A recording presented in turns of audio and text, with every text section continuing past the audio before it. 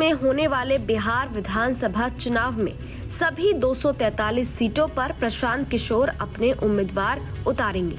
इस बात का ऐलान उन्होंने बहुत पहले ही कर दिया था, लेकिन बिहार विधानसभा चुनाव से पहले पीके बिहार में 4 विधानसभा सीटों के लिए होने वाले उपचुनाव में भी अपने उम्मीदवार उतारेंगे। इस बात की उन्होंने घोषणा की है, यानी फाइनल टेस्ट से पहले पीके सेमीफाइनल में अपनी पार्टी की किस्मत आजमाएंगे। पीके ने बिहार के आरा में सभी 4 सीटों पर उम्मीदवार उतारने का ऐलान करते हुए कहा कि अगर हम ये सभी सीटें जीतते हैं तो 2025 के चुनाव नतीजे 2024 में ही खुद ब खुद तय हो जाएंगे।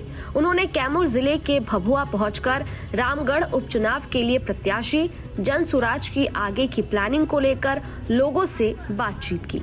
उपचुनाव को लेकर एक्टिव पीके की आरजेडी के गढ़ में अग्नि परीक्षा होगी।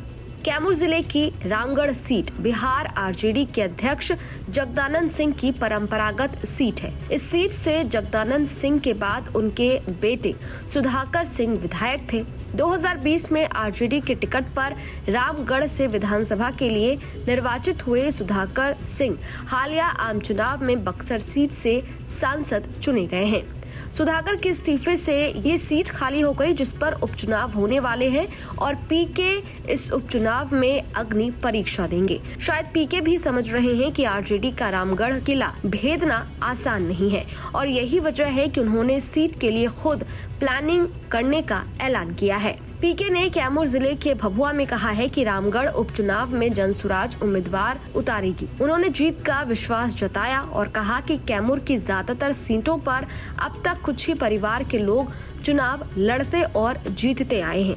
अब की बार चुनाव में प्रशांत किशोर खुद आकर जनसुराज के उम्मीदवार के लिए रणनीति बनाएंगे और विजयी बनाकर विधानसभा भेजेंगे। पीके ने परिवारवाद को लेकर तंज कसते हुए कहा कि अब रामगढ़ की जनता किसी नेता के बेटे के लिए नहीं बल्कि अपने बच्चे के लिए वोट करेगी।